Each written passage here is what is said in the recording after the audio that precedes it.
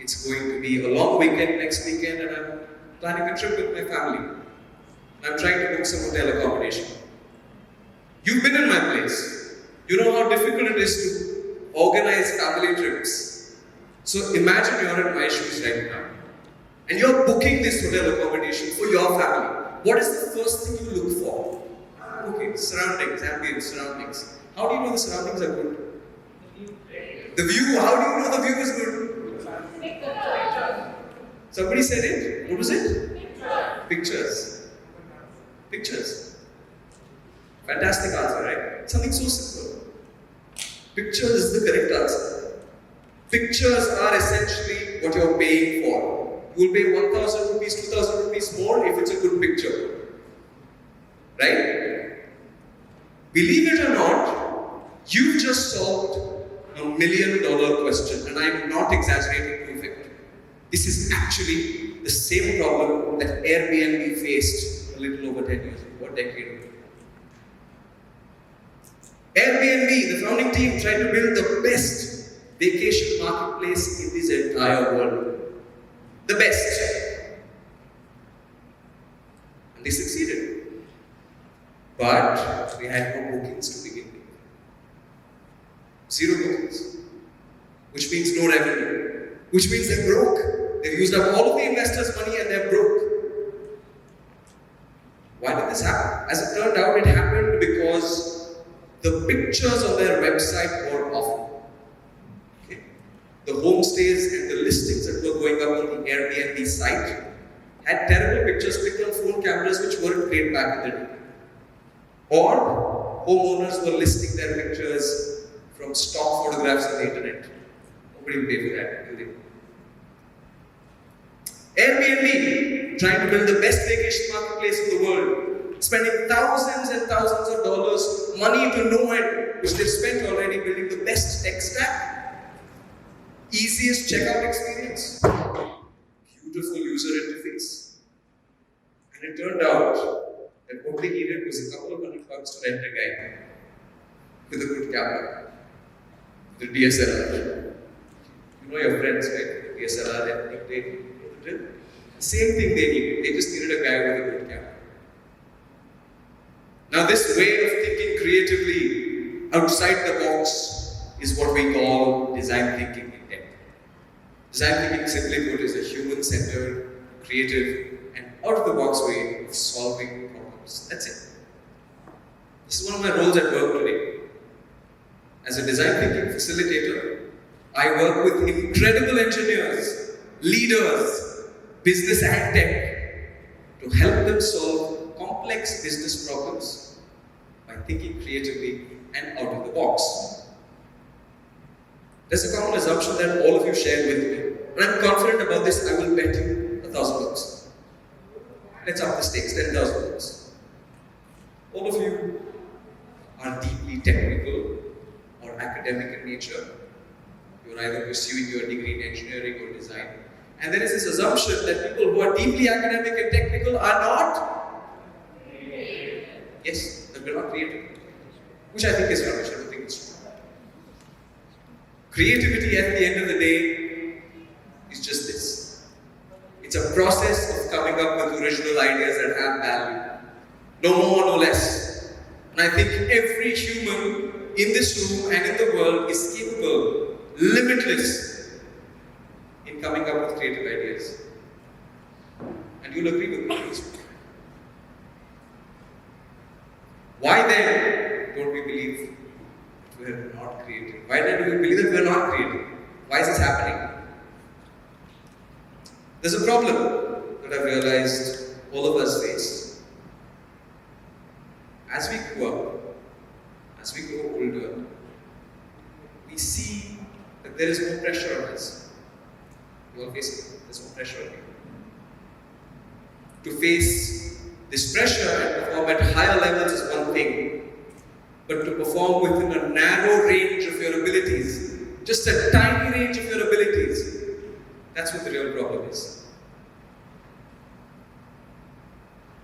We're all infinite and limitless in our capacity, like I just mentioned. But the world stereotypes us very quickly. We're typecasted. If your peers, your friends on that table believe that you're somebody who's technical, or somebody who's just related to design, or somebody who's just related to finance, you get typecast.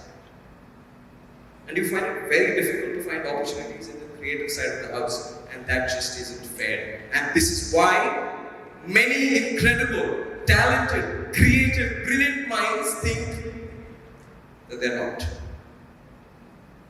And that's just tragic. I do believe that everybody is creative.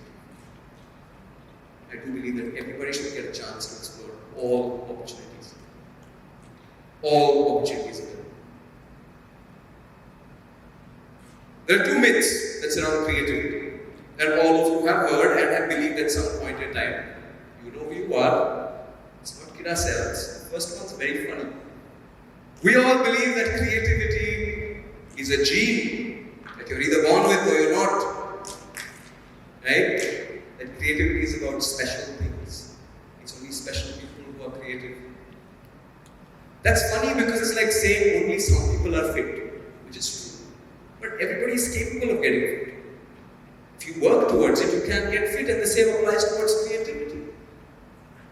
The second myth is slightly less funnier because it's very true and prevalent, especially in Indian society. We feel that creativity is about special things and special activities. It's about art, design, music, dance, painting. That's creativity, is the assumption. I don't think that's so true. Engineering, business, athletics, any physical activities, building relationships, getting out of relationships, all of those things are creative. Anything that involves your intelligence, you can be creative. It doesn't have to be a special activity. Moving on from the two myths, I think the real challenge that we all face is that every creative piece of work needs a medium, a channel. And to people who tell me that you are not creative, I just say you haven't found your channel, your medium yet. Your form of expression. Musicians, music is their channel. Dancers, movement is their expression. People who write code, logic is their form of expression. People who love math, numbers are their form of expression. Once you find your expression, you can unleash your creativity. And before we move on to finding your medium, I want to ask you all another question. And be honest with me. Okay? How many of you think you're intelligent? Give me a show of hands. That is worryingly low, folks. How many of you think, put on your hands, how many of you think you're creative? Okay. Some repeat hands, but mostly hands. You just assume I'm talking about two very different things. We just assume that intelligence and creativity are two very different things. But to me, they are blood relatives. How can we be very creative and not very intelligent? Or not very intelligent and very creative? It's just not possible. And this is my job at work to tell people that creativity and intelligence are two sides of the same coin, and they are blood relatives. And now back to our medium. It is very important to find the medium that excites you, find the expression that excites you. In that sense, we are truly all of us, not just the musicians in the back of the house. Every single person here is an expressionist. How do you find this expression? It's possible that you haven't found it yet. It is crucial to find this expression because only then can you be excited, can your imagination be excited, and when your imagination is excited, you stumble into creativity. You don't even have to try, you just stumble into it. If you're doing what comes naturally to you, you stumble into creativity. That said, I want to talk to you about something that is a core belief, core tenet, which is figure out what you love doing as a kid and do more of it today.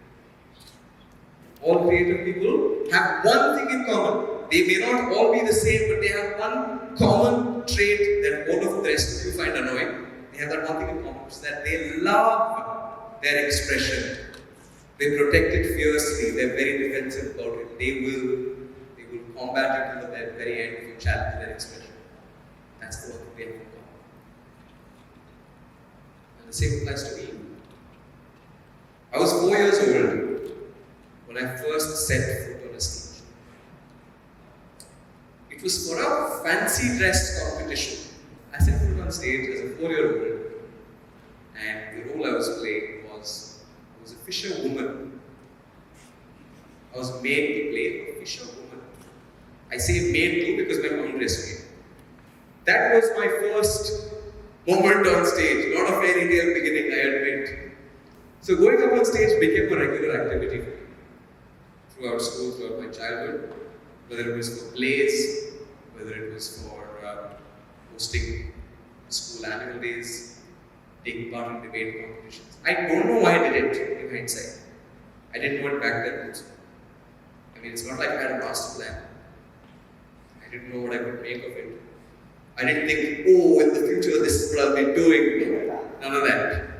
I just did it because to me, it felt like second nature. I just couldn't imagine a world where I didn't do that. And this is what all creative people have in common, which is they cannot imagine a world where they don't channel their inner energy and express it. Now, as we grew up, we discovered that it was certainly sometimes uncool to do what we were doing, that somebody did it better, that it was not practical, that you didn't have a future doing it. Life suddenly got real. And this is roughly around the time when we got to high school. This is the first signs of cracks appearing in your creative confidence and creative abilities. The first signs. And this is all because of teenage and terrible peer groups and adolescence in general. Life actually got real where all the decisions you took would now make you the person that you would become. That's what was steered away from the things we liked doing. Because what we were good at doing, what we loved doing all of a sudden, wasn't appealing or wasn't valued by our immediate tribe. He said, all children are born artists. All of you. All of you are born artists. It's just that the challenge is to remain an artist as you grow up. That's the real problem. That's what you face. And to all of you I say, go back, discover what you liked doing as a kid and do more of it today. I want to leave you with this last bit where I want to talk about 3 roadblocks or obstacles to creativity and obstacles to finding your expression. And I want to also tell you how I deal with it. Okay? These are the 3 obstacles that I think. The first one is understanding your own capabilities. Understanding your own capabilities. Going back, discovering what comes to you effortlessly. Something that you can do effortlessly, but somebody else you see is struggling to do it. That's what you're naturally like. See, creativity comes under the concept larger bracket of human resources. You all agree with that? Creativity comes under the larger bracket of human resources. And human resources, in many ways, is similar to natural resources. Why is that? Because just like natural resources, you can't find it on the surface. You have to dig, excavate, because they're buried deep. Only the right circumstances can reveal your creative expression.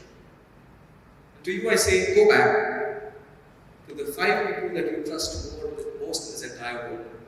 I think Rahul spoke about this at the start of the day. Go back to 5 people you trust most in this entire world, your friends, family, whoever it is. You take a bullet for you.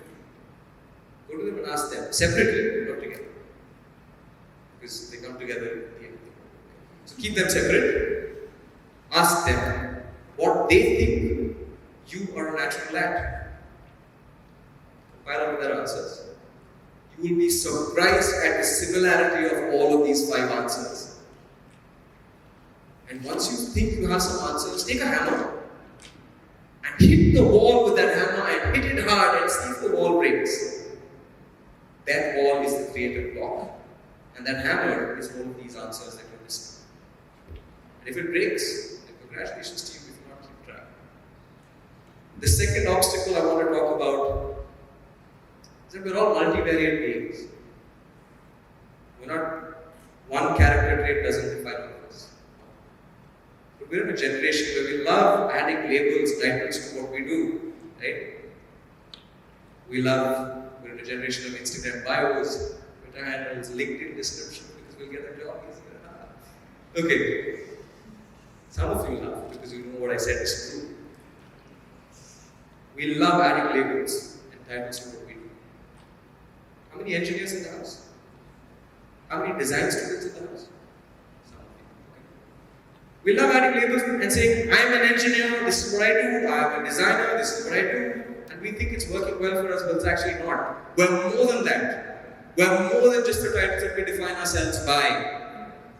There are so many things that accumulate and make us who we are. Creativity is an accumulation, assimilation of everything that you are and everything that you do.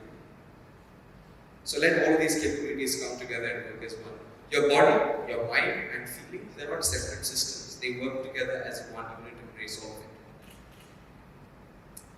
I told you about my fancy dress competition story.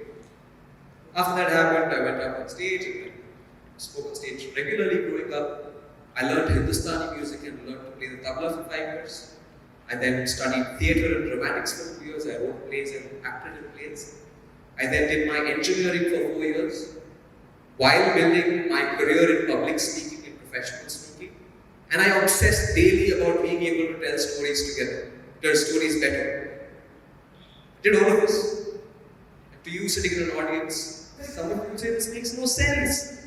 He's all over the place. But I say, everything that I've done adds richly into what I do today. When I help my customers and stakeholders solve their problems, when I host a corporate show, or when I conduct workshops on design thinking and business storytelling, everything that I've done so far comes together.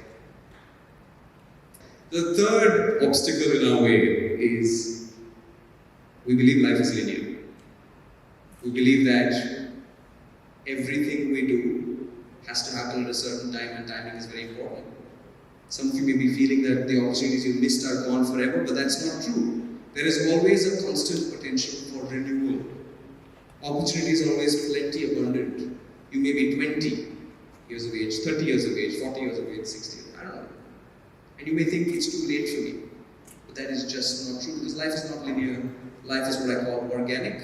The twists, turns, and the roller coaster ride that is life is not predictable. We cannot extrapolate what we've done so far to be future progress. The reason I say this is because my mother is my own inspiration. 6 years ago, she decided to start playing the keyboard. She's 50 years old now. So at 44, she decided to start playing the keyboard. In 6 years, she's cleared 6 levels of the Trinity Music School examinations. And now, every time she plays the keyboard, every time she has her fingers on the keys, there is a broad smile on her face and a general sense of joy. And that could not have happened if you didn't take that first leap. Remember that Superman didn't know he could fly until he could take that first leap. You all deserve to feel invincible in your lives. We all crave that feeling. As a kid, I also did. I used to hang a bath towel off of my back, pretending like I'm Superman, thinking I was invincible. But when I got up on stage, that's the closest I got to actually feeling invincible. All of you deserve to find that creative form of expression that's hidden within all of you and know what it's like to be your authentic selves. Because in the broader sense of happiness, that is when you will generally be happy. And I'm not talking about sunsets, parties, puppies, and good feelings. I'm just talking about the very essence of your being, the thing that makes you, you. This is why finding your creativity and finding your expression is so essential. Because until you can find what you can do, you don't know who you are.